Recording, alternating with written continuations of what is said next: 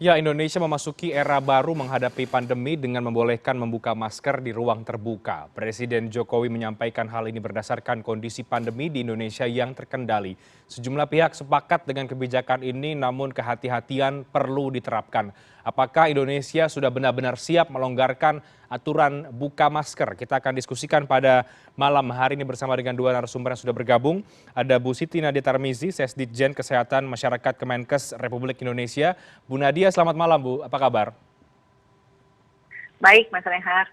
Ya, Salam sehat. salam sehat dan ada Pak Triunis Miko, Pak Miko, epidemiolog dari UI. Selamat malam Pak Miko, apa kabar?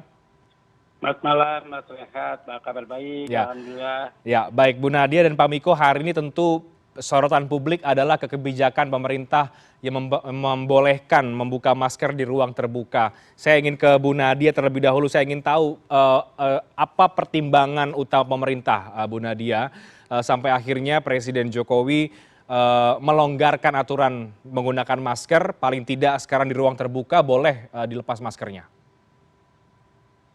Ya, kalau kita lihat bahwa yang pahami ya Mas Reinhardt bahwa kebijakan pelonggaran masker ini bukan berarti kemudian pelonggaran kita lakukan betul-betul untuk kegiatan ya. Yang kita tetap menghimbau ya untuk penggunaan masker ini pada di ruang publik yang terbuka, terutama kalau tidak bisa dihindari adanya kerumunan ataupun juga desak-desakan ya. Nah, juga pada kelompok-kelompok tertentu yang rentan seperti lansia, anak-anak yang belum mendapatkan vaksinasi, orang yang komorbid, walaupun beraktivitas di tempat publik yang terbuka, kita anjurkan tetap memakai masker. Ya. Dan kewajiban masker ini juga masih berlaku di tempat-tempat transportasi publik ya. Jadi artinya kewajiban memakai masker ini di ruang tertutup masih kita lakukan. Nah, adapun yang menjadi dasar pertimbangan selain tentunya kita melihat bagaimana penerapan di negara-negara lain ya, bahwa kebijakan menggunakan masker di ruang terbuka itu memang sudah banyak dilakukan oleh berbagai negara, termasuk negara tetangga kita ya, seperti Singapura, kemudian Inggris, dan juga beberapa negara Eropa. Di sisi lain kita juga melihat kesiapan kita yang diukur dari indikator-indikator penanganan pandemi itu kecenderungannya terus turun dan berada pada angka yang cukup rendah. Jadi seperti keterisian perawatan rumah sakit itu hanya 2%, angka positif itu hanya 0,1% ya. Di samping itu angka reproduksi virus itu sudah 0,9 ya, artinya sudah di bawah 1. Cakupan vaksinasi terus meningkat, yang dosis 1 udah 63%, dosis kedua udah 62%. Jadi yang jadi penting juga adalah pada saat pasca Lebaran ya, artinya ini adalah 14 hari pasca Lebaran, kita melihat bahwa tentunya tidak ada klaster atau peningkatan kasus ya yang berkontribusi. Halo Bu Nadia. Ya. Oke. Halo Bu Nadia, bisa dilanjutkan? Iya. Oke, silakan Bu. Jadi kalau kita lihat indikator-indikator tadi menunjukkan ya perbaikan-perbaikan ya, Mas Reinhardt. Oke, baik Bu Nadia, kalau salah satu indikator misalnya setelah mudik Lebaran tidak ada klaster juga kenaikan kasus, apakah tidak terlalu dini Ibu untuk menyimpulkan memang tidak ada kenaikan kasus? Bukankah itu juga bisa dilihat nanti di awal Juni sebenarnya apakah benar-benar situasinya aman ketika setelah mudik Lebaran sudah selesai? Ya, mengambil keputusan ini tentunya didasari oleh kajian yang singkat ya, artinya tadi melihat situasi berbagai negara dan juga tren daripada penanganan pandemi kita, dan kita merasa bahwa sudah bisa secara perlahan-lahan ya merelaksasi untuk protokol kesehatan. Jadi ini juga satu hal yang coba kita bangun ya, bagaimana masyarakat menyesuaikan proses dari pandemi yang sudah 2 tahun dengan berbagai pembatasan-pembatasan sosial termasuk penerapan protokol kesehatan yang cukup ketat. Nah, saat ini kita coba lakukan proses transisi dengan merelaksasi secara perlahan-lahan. Menurut kita bahwa kita sudah siap, jadi ini adalah melalui pertimbangan dan kajian-kajian juga. Oke, jadi sudah siap untuk perlahan-lahan merelaksasi aturan termasuk juga membuka masker, Bu Nadia? Iya, betul sekali. Jadi termasuk upaya-upaya kembali lagi ya, membuka masker ini artinya bukan berarti kita meninggalkan penggunaan masker. Membuka masker hanya di tempat publik, tetapi pun juga atau tempat terbuka, mohon maaf, tempat terbuka. Tapi perlu diingat bahwa membuka masker pun dalam arti bahwa pada tempat-tempat yang terjadi kerumunan atau orang-orang yang kemudian punya comorbid, lansia itu tetap dibawa untuk menggunakan masker ya. Oke, saya ke Pak Miko. Pak Miko, ada relaksasi aturan penggunaan masker, tapi tentu ada sejumlah catatan ya untuk lansia dan yang rentan dan lain sebagainya juga tetap harus menggunakan masker dan di tempat-tempat umum tetap harus menggunakan masker begitu. Anda melihat kebijakan ini seperti apa? Apakah memang sudah tepat, sudah saatnya kita untuk bisa merelaksasi aturan pembukaan masker? Ya, kebijakan pembukaan masker di tempat terbuka itu harus dilihat dalam dua hal ya. Satu, apakah ini merupakan persiapan-persiapan untuk ke arah endemis begitu. Yang kedua, apakah ini dianggap pandeminya atau epideminya sudah selesai atau wabahnya sudah selesai. Jadi menurut saya ya sikap kita menurut saya, interpretasi saya adalah pemerintah menganggap ini persiapan untuk endemis. Gitu. Oke. Ya, kalau kita endemis akan, dan negara-negara lain sudah melakukan. Kemudian Jerman, kemudian Inggris, negara Eropa sudah membuka masker di tempat terbuka dengan catatan. Tapi catatannya adalah di tempat terbuka di mana social distancing dapat diterapkan.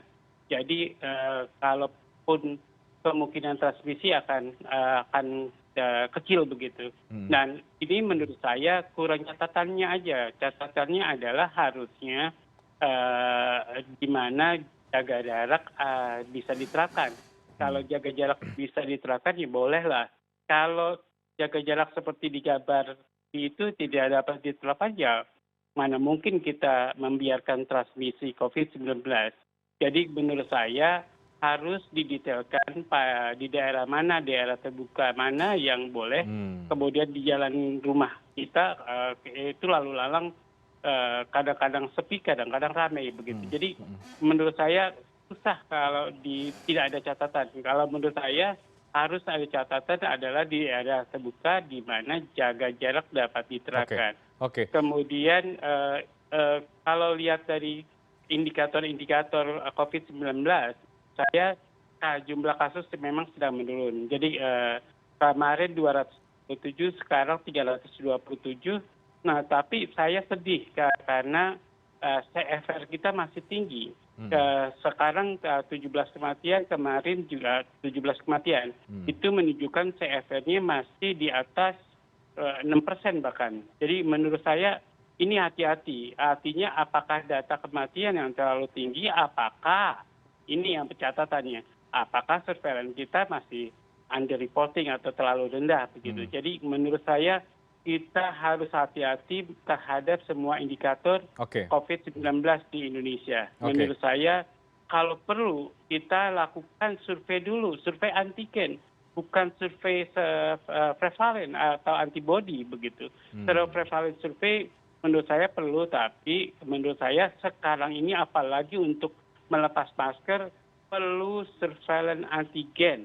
Jadi menurut saya kalaupun kita menuju endemik perlu surveillance antigen untuk menentukan berapa orang kasus COVID-19 di Indonesia. Kalau bisa kalau perlu dilakukan di seluruh kabupaten, di seluruh provinsi, kita mau tahu kasus kita berapa sesungguhnya. Berdasarkan surveillance-nya kan cuma 327 hari ini dilaporkan.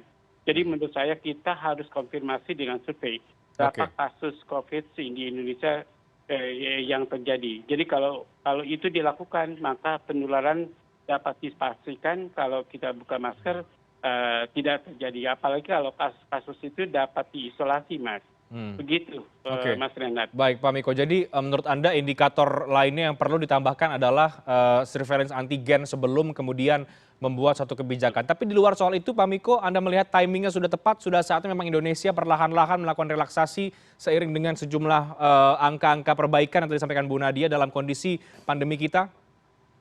Ya, menurut saya boleh melepas masker, tapi catatannya di mana jaga jarak dapat diterapkan.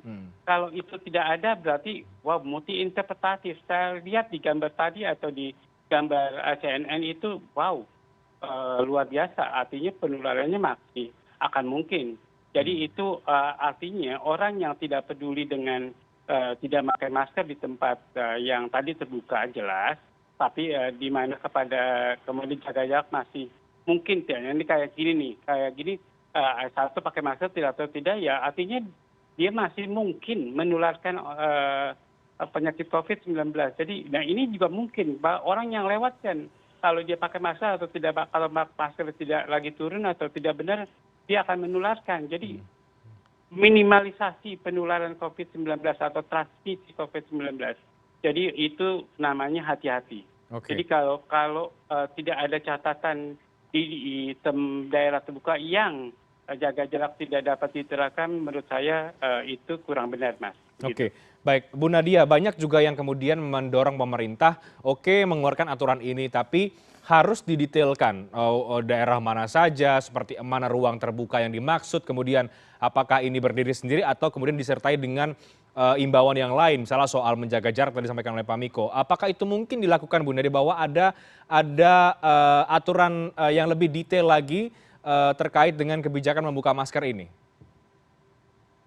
Iya, jadi nanti akan ada surat edaran ya dari Satgas ya yang akan dikeluarkan untuk tentunya mungkin secara umum ya, tapi cukup detail teknis ya untuk pelaksanaan pelonggaran daripada protokol kesehatan ini, terutama dalam penggunaan masker. Tapi artinya kita harus mulai bertransisi ya, Mas Reinhardt ya, karena bagaimanapun juga kan kita akan menghadapi kondisi. Sebenarnya pemerintah melakukan transisi ini secara bertahap. Ini yang kita lakukan. Makanya kemudian kita memulai dulu, kalau kita ingat protokol kesehatan di awal Ramadan, bahwa kita sudah bisa melaksanakan ibadah sholat tanpa harus jaga jarak ya. Artinya safnya sudah bisa dirapatkan. Ini yang pertama, pelonggaran yang kita lakukan. Nah, pelonggaran kedua setelah tentunya puncak arus mudik dan tentunya perayaan daripada Idul Fitri, kita mencoba melakukan pelonggaran pembukaan masker di tempat-tempat ruang terbuka. Jadi ini kalau kita lihat adalah suatu proses pentahapan yang harus menjadikan bahwa ini adalah persiapan kita ya. Jadi memang kita tidak mengambil sikap bahwa kita secara langsung mengangkat semua melistit ya semua aturan-aturan protokol kesehatan, karena kan pasti 2 tahun perlu penyesuaian ya. Nah, dan juga sesuatu yang jadi concern kita adalah kalau kita melistit protokol kesehatan secara cepat, bisa jadi nanti resiko penularannya itu akan terjadi peningkatan. Tapi kalau kemudian kita bisa secara perlahan-lahan, maka laju penularan yang kita takutkan tadi itu masih akan terjadi, tetapi masih bisa kita kendalikan. Oke, baik Bu. Sebelum akhirnya kebijakan ini dikeluarkan oleh Presiden Joko Widodo, berapa lama kemudian ini mulai diamati oleh pemerintah atau oleh Kementerian Kesehatan situasi pandemi ini sehingga akhirnya ini menjadi sebuah kebijakan yang baru dan apa yang membuat akhirnya pemerintah begitu yakin ini sudah bisa siap dan sudah mulai dilonggarkan aturannya. Padahal kemudian kita tahu juga sejauh ini tampaknya belum ada resistensi yang begitu kuat dari masyarakat untuk meminta untuk membuka masker begitu kan, artinya memakai masker pun tidak ada masalah kan. Itu berapa lama ini dipertimbangkan sebenarnya, Bu Nadia? Ya, kalau kita lihat negara pertama yang membuka masker itu kan rata-rata adalah negara Eropa dan Amerika ya, terutama Amerika ya, pertama kali karena cakupan vaksinasinya cukup tinggi ya, tapi kemudian kalau kita lihat terjadi juga peningkatan kasus, tapi kan peningkatan kasus yang terjadi di Amerika itu masih terkendali dengan baik. Ini kalau kita lihat ya, pertama kali negara yang sudah tidak mewajibkan lagi ya masker, terutama pada kegiatan di luar ruangan. Yang kedua, kalau kita lihat Inggris itu jelas 1 April dia sudah mulai tidak lagi mewajibkan masker. Nah, kemudian kita lihat kemudian di 22 April itu Singapura menyatakan juga bahwa kebijakan penggunaan masker tidak dilakukan lagi di luar ruangan ya. Tetapi kemudian beberapa hal seperti misalnya kebijakan kerumunan bahkan di Singapura itu sudah tidak ada lagi pembatasannya. Yeah. Jadi tentunya kalau kita melihat dari hal-hal tersebut, negara-negara yang sudah melakukan pelonggaran penggunaan masker tidak lagi menjadi kewajiban di kegiatan luar ruangan ini sebenarnya sudah dari bulan April, Maret April terus kita lihat perkembangannya, terutama adalah pada saat negara tersebut tidak lagi mewajibkan masker di ruang kegiatan luar ruangan, bagaimana dampak terhadap peningkatan kasus. Itu yang pertama kita lihat. Yang kedua, bagaimana munculnya varian-varian baru yang kemudian berpotensi terjadinya peningkatan kasus juga ya. Kalau kita lihat misalnya BA.2.1 itu dia mulai banyak di Amerika Serikat ya, dan mulai terlihat ada peningkatan walaupun sangat kecil ya, juga di Jepang. Kemudian juga di negara-negara lain itu kita terus pantau yang sudah melakukan relaksasi terhadap pembukaan masker. Jadi ini sudah, kalau kita bilang ya dari awal April lah sudah kita pantau, tapi kita lihat tadi perkembangan pandemi di negara kita, terutama pasca arus mudik kemarin ya. Oke, baik, menarik, Pak Miko. Kebijakan yang dilakukan di negara-negara lain juga menjadi salah satu referensi mengapa kemudian kita bisa melakukan pelonggaran menggunakan masker. Tadi Anda mengingatkan bahwa ini penting untuk didetailkan, ya. Seperti apa menurut Anda aturan ini harus diimbangi dengan aturan yang lainnya atau penjelasannya, dan apa dampaknya jika kemudian ini dibiarkan begitu saja? Apakah ini akan berdampak terhadap kelengahan masyarakat lagi atau bagaimana setelah hampir 2 tahun membangun budaya untuk menggunakan masker? Kita bahas nanti, Pak Miko. Kami harus segera break. Kita akan segera kembali sesaat lagi.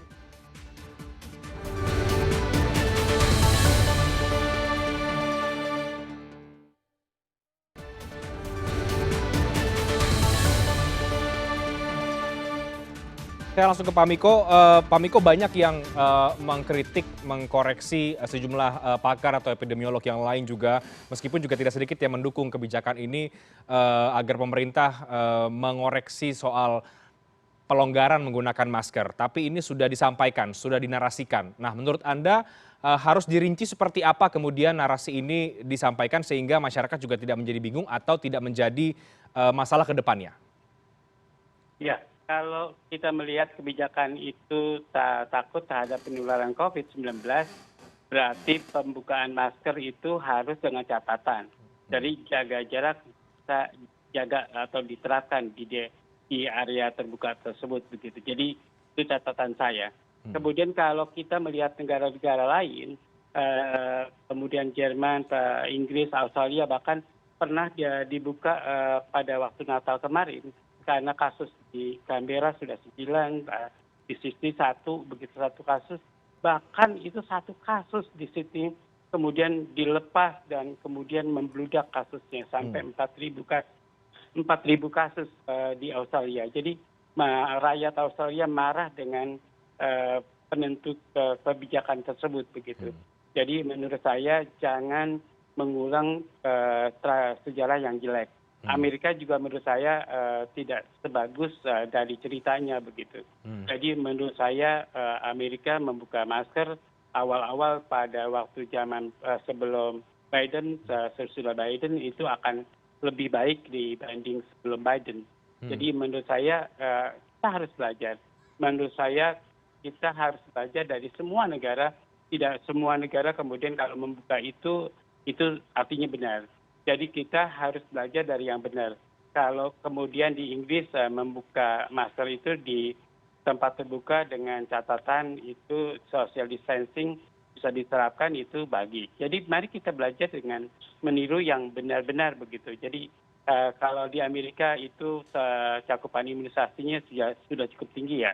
Kita belajar itu. Jadi kita harusnya melihat cakupan imunisasi sudah tinggi, kemudian juga membatasi penularan itu dengan catatan boleh melepas masker pada daerah terbuka atau area terbuka pada jarak bisa diterapkan begitu. Kalau tidak jangan membiarkan transmisi itu terjadi. Itu namanya sifat hati-hati. Jadi menurut saya harusnya pemerintah menjaga jangan sampai seperti Australia sudah turun sampai 9 kasus atau 1 kasus bahkan jadi meningkat lagi. Ini kan kita masih 300 kasus, kemudian masih 327 hari ini, kemudian jangan hati-hatilah, hati-hati benar supaya kita tidak naik lagi begitu. Jadi ini bukan fase transisi, tapi memang kasus COVID-19 di Indonesia sedang turun. Jadi bisa meningkat lagi kalau kita tidak menjaga transmisinya atau penularannya. Jadi mari kita jaga, jangan bersandar pada antibodi antibodi yang terjadi atau survei antibodi. Jujur saya, anak saya 3 kali divaksinasi tetap terkena. Jadi bukan berarti tidak terkena begitu. Jadi menurut saya titer antibodi, mari kita pastikan bahwa titer antibodi seberapa tinggi itu bisa memproteksi dari infeksi COVID-19. Jadi menurut saya mari kita bersifat hati-hati karena juga vaksin itu baru dikembangkan dalam waktu 9 bulan sangat cepat begitu. Jadi menurut saya sifat hati-hati itu harus dipikirkan dan harus belajar dari negara lain begitu. Kita contoh yang baik, jangan dicontoh yang jelek begitu. Oke. Ya, ada preferensi dari Anda Pak Miko, negara mana yang kemudian bisa kita contoh sebagai negara yang sudah melepas masker dan situasinya tetap baik-baik saja begitu kira-kira? Nggak ada, Mas. Negara yang melepas masker tidak ada yang kasusnya baik-baik saja. Ya, tetap ada peningkatan. Oke. Baik, Pak Miko, bagaimana dengan rencana atau argumentasi bahwa kita harus optimistis menuju ke endemi ya, dari pandemi ke endemi. Kemudian salah satu langkah atau starting point untuk kemudian menuju ke arah sana adalah relaksasi yang dilakukan dengan beragam pertimbangan yang tadi sudah disampaikan bahwa situasi sudah mulai membaik, bahwa itu memang penting untuk dilakukan untuk melakukan relaksasi karena tidak mungkin juga kita kemudian terus-menerus ada di era pandemi tanpa menuju ke era endemi, di mana salah satu upayanya adalah dengan melakukan relaksasi masker, tapi tentu dengan berbagai pertimbangan. Ya, yang pertama adalah tujuan kita. Kita akan menurunkan jumlah kasus COVID seberapa tinggi begitu. Jadi itu kita harus tentukan di awal.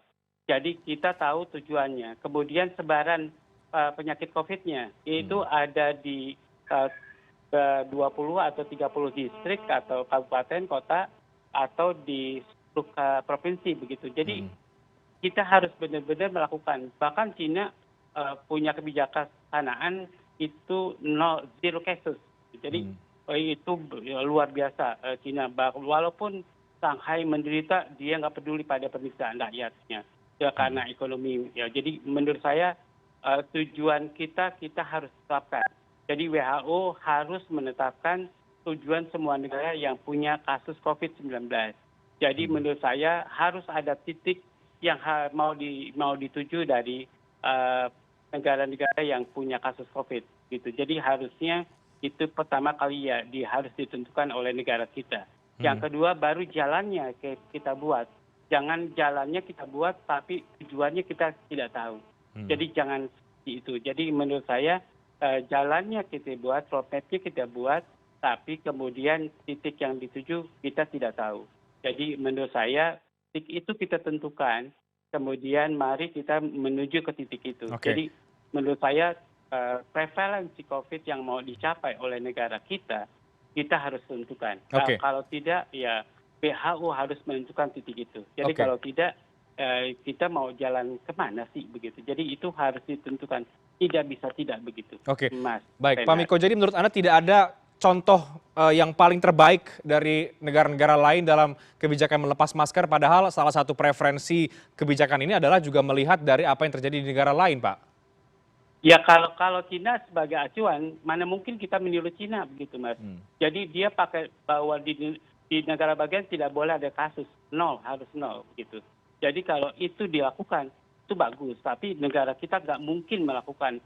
Kalau mau kita berkorban ekonomi kita seperti di Shanghai begitu atau di negara Cina. Jadi nggak mungkin. Jadi menurut saya kita harus menentukan tujuan kita, apakah mau seperti Cina atau mau negara kita begitu, atau seperti Australia atau seperti Amerika begitu. Jadi kalau menurut saya kita meniru jalan Amerika begitu, yang tidak tahu titiknya, kemudian jalan ya pokoknya hidup berdampingan dengan COVID begitu. Jadi menurut saya itu bukan jalan yang terbaik. Menurut saya harus kita tentukan titik prevalensinya. Nah, mari kita capai prevalensi itu. Dan sebarannya juga harus kita tentukan, mari kita tentukan sebaran kasus COVID itu begitu, Mas. Baik, Bu Nadia, benarkah kita kemudian meniru negara Amerika Serikat dalam hal relaksasi aturan kebijakan masker ini? Ya, bukan hanya Amerika ya, Mas Reinhardt. Jadi mungkin yang saat ini ya, yang menjadi indikator antara kita dalam menuju endemi tadi adalah bagaimana terutama indikator PPKM yang kita gunakan itu betul berada pada transmisi level 1 ya. Kalau kita lihat transmisi level 1 ini adalah di mana angka tentunya kematian itu tidak boleh lebih dari 1. Harus kurang dari 1 per 100.000 penduduk dan angka kesakitan itu kurang dari 5 per 100.000 penduduk. Di samping itu tadi ya bahwa testing tracing dengan indikator 1 banding 1 per 1.000 penduduk per minggu untuk testing dan perbandingan untuk tracing 1 banding 12 sampai dengan 14 itu tetap kita terapkan. Jadi kalau kita lihat sebaran dari berapa banyak yang nanti akan tercapai itu memang kita belum detail sampai ke sana ya Mas Rehat. Tapi secara nasional indikator yang akan kita capai itu adalah PPKM level 1 yang ada pada tingkat nasional maupun provinsi dan kabupaten kota. Walaupun nanti variasinya di dalam daerah itu ya akan berbeda. Tapi kembali bahwa cakupan vaksinasi minimal 70% itu akan kita capai. Nah, sambil menunggu ya tentunya WHO sendiri saat ini dengan para expertnya juga sedang membahas ya indikator bagaimana untuk bisa dikatakan sebuah negara itu bisa mengendalikan pandemi. Dan kemudian juga nanti apakah keputusan untuk menyatakan pandemi ini selesai dan atau tidak, ini tentunya sedang lagi dibahas oleh para ahli. Tapi kan kita tidak bisa menunggu para ahli selesai diskusi, keluar pedoman dari WHO, baru kita mulai proses itu.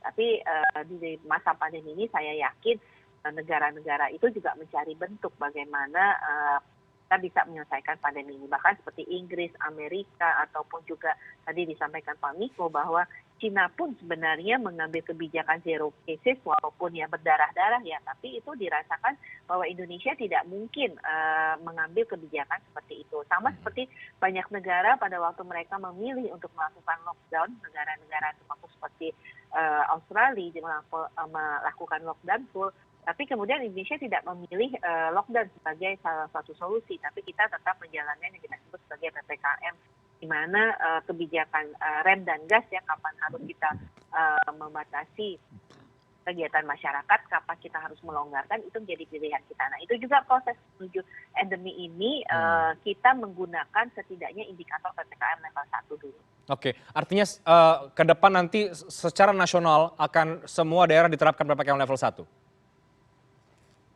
Iya, betul. Jadi kita nanti akan melihat bahwa mungkin dalam waktu 2 minggu atau 3 minggu semua itu berada pada level 1 dan stabil ya.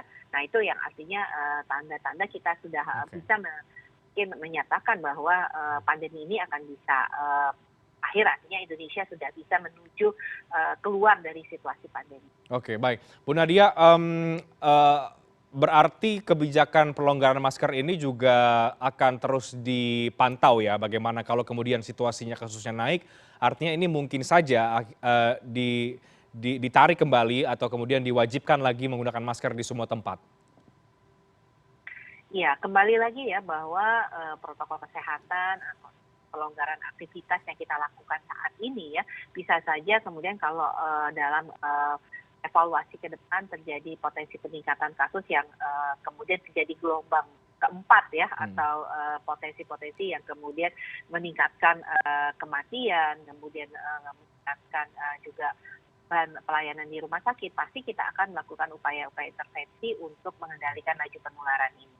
Jadi memang Mas Renhat, bahwa PPKM level 1 itu kan artinya hampir 100% aktivitas bisa berlaku kembali ya, karena kemudian WFH, WFO itu bisa tentunya 100% dilakukan kalau kita lihat. Kemudian juga kapasitas juga sudah 100% kalau di level PPKM level 1 tadi. Jadi artinya ya kalau melihat PPKM level 1 itu semua aktivitas masyarakat hampir kembali bisa normal. Nah, makanya kemudian kita coba evaluasi kalau semua sudah mencapai level 1 dan juga kemudian kita bisa lihat perkembangannya stabil dalam beberapa minggu ya, ini bisa kemudian kita putuskan ya, mungkin Indonesia sudah bisa mulai tadi pada kondisi menyelesaikan pandemi ini. Ya, baik. Bu Nadia, sudah diakui juga oleh Pak Menkes bahwa ini relaksasi ini bagian menuju ke transisi ke endemi. Artinya ada target dari pemerintah ya Bu Nadia, bahwa tahun ini paling tidak kita sudah betul-betul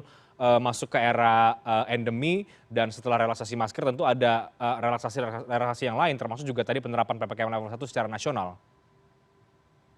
Iya, betul sekali. Jadi kita tahu ya, event-event misalnya pertandingan seperti kemarin ya, event MotoGP, kemudian Mandalika, juga kemudian kita lihat pertandingan seperti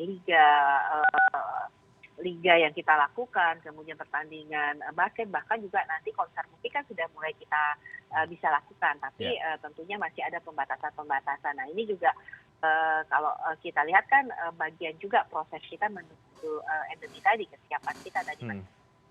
Oke, Pak Miko, kalau Anda pribadi, Anda optimistis bahwa kita memang sudah akan siap masuk ke era endemi COVID-19? Ya. Jadi menurut saya kasus ini tidak sebanyak pada gelombang kedua maupun gelombang ketiga begitu. Jadi kasus COVID-19 di Indonesia sedang menurun. Saya sepakat. Kemudian saya juga berharap terus begitu. Jadi tidak berharap naik lagi begitu. Jadi walaupun saya kritisi, saya berharap turun, Mas. Orang Indonesia umumnya lah. Jadi kalau sebenarnya lepas pasar juga saya berharap, tapi saya hati-hati begitu. Jadi menurut saya potensi itu akan menurun, menurut saya lebih besar dibanding potensinya akan meningkat begitu. Oleh karena itu kita harus hati-hati begitu. Jadi menurut saya hati-hati itu, mari kita jadikan potensi itu menurun begitu. Kalau kita lihat tadi bahwa sebelum Lebaran dibandingkan dengan Lebaran itu meningkat 2 kali, loh, hati-hati. Jadi menurut saya hati-hati, ada potensi meningkat 2 kali, walaupun menurut saya surveillance sekarang itu lebih rendah kualitasnya dibanding dengan surveillance sebelumnya. Jadi kalau artinya banyak kasus yang tidak terdeteksi lewat surveillance. Jadi menurut saya satu-satunya untuk mendeteksi jumlah kasus di Indonesia adalah dengan survei antigen. Menurut saya apakah itu pakai PCR ataukah itu pakai tes antigen, silakan, tapi perlu disurvei untuk memastikan bahwa kasus COVID di Indonesia sudah sekecil itu begitu. Jadi menurut saya kalau dihitung prevalensinya 327 per 270 itu kecil sekali, 1 per 100.000 kali ya, per juta begitu. Jadi menurut saya itu sudah luar biasa kecilnya, tapi kan belum tentu di masyarakat segitu begitu. Berdasarkan hasil surveillance, kalau menurut saya dari pengalaman sebelumnya bahwa kasus COVID di Indonesia sebenarnya bisa berapa kali lipat, bisa 10 kali lipat, bisa 20 kali lipat, bisa 30. Kalau sekarang dilaporkan 327, ya kemungkinan kalau 10 kali lipat saja 3.200. Jadi kalau 20 kali lipat juga 6.000. Jadi menurut saya itu pertanyaan yang mendasar buat angka-angka di Indonesia, buat indikator di Indonesia. Oke. Apalagi dengan kematian yang seharusnya maksimal 2% atau 2 per mil bahkan. Jadi menurut saya kematian 17 itu terlalu tinggi begitu menurut saya. Jadi menurut saya mana yang kita waspadai, apakah angka kesakitan yang salah, apakah angka kematian yang salah. Jadi menurut saya harusnya kita punya peta di mana ada varian alpha, di mana ada varian delta, di mana ada varian omikron. Karena kakak saya sebulan yang lalu baru meninggal karena varian delta. Jadi menurut saya luar biasa. Jadi masih ada varian delta di Depok. Jadi menurut saya itu mengerikan kalau kita punya peta itu. Jadi ya kita belum terasa kalau belum mengalami kematian itu begitu. Jadi kalau sekarangnya meninggal baru kita merasa ya itu penting. Kemudian kalau ada pejabat meninggal baru itu penting. Jadi jangan sampai seperti itu. Jadi kita menurut saya ya berhati-hatilah ada penyakit COVID-19 dan bereaksi benar-benar hati-hati untuk menurunkan angka kesakitannya. Surveillance kita benar-benar harus ditingkatkan. Jadi jangan main-main dengan surveillance karena surveillance itu adalah the brain of epidemiologi. Kalau surveillance-nya salah ya semuanya akan salah begitu. Baik. Jadi tetap harus berhati-hati meskipun ada relaksasi ataupun pelonggaran dalam menggunakan masker. Bu Nadia, terakhir singkat dari Anda karena ini hari pertama kebijakan pelonggaran masker boleh dilakukan di ruang terbuka. Mungkin banyak juga masyarakat yang masih bingung atau masih bertanya-tanya begitu. Apa yang ingin Anda sampaikan kepada masyarakat terkait dengan relaksasi ini, Bu Nadia? Ya, jadi pemerintah sebenarnya sudah melakukan ya pelonggaran ya, karena kami memahami juga pembatasan yang sudah kita lakukan dalam 2 tahun ini. Tetapi ingat bahwa pelonggaran itu tidak sepenuhnya dilakukan. Jadi pelonggaran ini hanya terjadi pada kondisi-kondisi tertentu, yaitu pada tadi di udara terbuka yang dipastikan tidak ada kerumunan dan tadi sesuai masukan Pak Miko ya bahwa kalau social distancing tidak bisa dilakukan sebaiknya. Jadi himbauan kita tetap menggunakan masker. Nah sementara di ruang tertutup itu tetap wajib masker dan untuk kelompok-kelompok lansia, anak-anak di bawah usia 6 tahun, kemudian yang punya komorbid ya, walaupun sudah mendapatkan vaksinasi, itu tetap kita himbau di ruang terbuka itu tetap menggunakan masker. Jadi ini pesan kita bahwa kita tidak lagi dalam hal penggunaan masker di ruang terbuka itu kita lebih pada himbauan untuk kesadaran masyarakat. Sementara untuk di ruang tertutup itu tetap masih menjadi aturan yang kita terapkan untuk penggunaan masker. Jangan sampai kemudian jadi euforia berlebihan, jadi tidak pakai masker dimanapun berada, padahal itu masih sangat penting untuk menggunakan masker. Tapi di ruang terbuka itu ada pelonggaran. Terima kasih Bu Nadia, Pak Miko. Mudah-mudahan diskusi ini bisa memberikan banyak masukan kepada masyarakat dan kepada semua pihak. Dan tentu kita berharap transisi menuju ke era endemi ini bisa berjalan dengan baik. Terima kasih banyak. Selamat malam Bu Nadia, Pak Miko. Sehat selalu. Terima kasih. Selamat malam. Selamat malam Pak Miko.